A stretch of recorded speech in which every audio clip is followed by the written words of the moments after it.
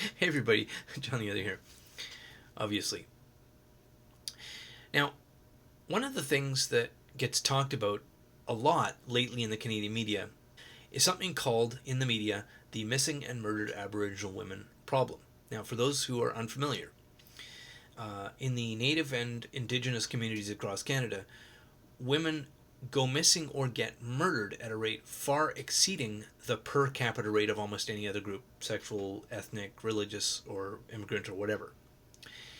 And this is not fake news. This is a real problem. Like, there are people actually going missing and murdered at a much higher rate than is normal, that is acceptable. And so the people trying to solve it are actually trying to solve a real problem. The weird thing, though, is that when you look at who's actually going missing and who's getting killed in all the various little Native communities scattered all over the place, 7 out of 10 of the people being killed, being murdered, or going missing are men and boys, not women and girls. And yet, in the media and the activism and the public awareness raising and so on, and the media coverage, it's constantly talked about as missing and murdered Aboriginal women and girls, and there's never any mention of the factual fact, that 7 out of 10 of the missing and murdered are men and boys. And why is this? Well, I think I know the answer. Now, it's just my opinion, and it's an ugly answer, but I'm going to tell it to you. And it relates to why I don't like social justice warriors, why I find the entire social justice ethic distasteful, to say the least. Now, in Canada, certainly in Canada, maybe in the US, but for sure in Canada, Indigenous people in the Indigenous communities are, statistically speaking, relative to the mainstream of Canadian society, economically and socially dispossessed relative to everybody else. And it's true that in any society, if you have a group who, by ethnic demographic, are economically and socially dispossessed relative to the larger society that they're embedded within, that a larger than normal percentage of violent crime will befall the members of that dispossessed community. And when it does fall on those individuals, the larger society will care a lot less and devote less resources to the solution or the rectification of violent crime against members of a dispossessed group. So it's not really very surprising that when people in those communities go missing or get killed, there's fewer resources allocated, there's less care. I mean, there's a lot of talk in the news, but there doesn't seem to be any emerging solution, despite the fact that this has been in the news for like 25 years. And that relates to why we call it the missing and murdered Aboriginal women problem.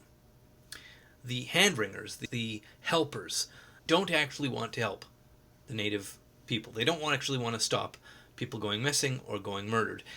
At least not if it actually makes them stop being saviors. The helpers, the hand-wringers, are far, far, far more interested in being helpers, being saviors of these poor downtrodden, our retarded little cousins who can't get along without us, than they are in actually stopping people from getting killed in large numbers on an ongoing basis or going missing in large numbers on an ongoing basis, which is why we talk about the missing and murdered Aboriginal problem as women and girls. It's a false model. Any solution that flows out of a false model won't address the real problem, won't look at the real sources, which is why we hear about the problem being misogyny or hatred of women or maybe even racism. And I don't think it's even racism, although that certainly is a component.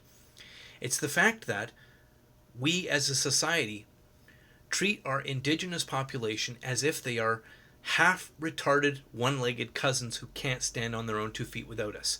And so we have a special fishery for them, where they're not subject to the regular rules of the mainstream Canadian government fisheries. Our mainstream of Canadian society treats Indigenous people as if they are half-retarded. And I think this has a long-term, society-wide impact on the psychology of everybody in those Native communities, which is why the problem persists, and they will remain dispossessed socially and economically as long as we treat them as if they're our retarded little one-legged cousins who can't stand on their own 2 feet. And part of that is being a dispossessed group They're going to be far more subject to violent crime, and when they are, we're going to care a lot less about it. This is the price we are paying so that we can be the hand-wringing, bleeding-heart saviors, the white helpers of the poor downtrodden natives. You want to know why the missing and murdered Aboriginal women problem is continuously in the media for like 25 years and it doesn't get solved? That's why. Because the social justice warriors would rather be the helpers than solve the problem. Aren't I? Aren't I compassionate? Look at me helping the little downtrodden natives. I'm so good. I'm so good. They're so downtrodden. If lots of them have to die so that we get to keep helping them and rescuing them, well, I guess they just have to die then. I sure don't want to step off my tall white horse and stop being a helper. That is, in my opinion, the ethic of the social justice warrior, and why I find social justice and its proponents to be objectionable. Thanks very much for listening, and as always, have a lovely, lovely day.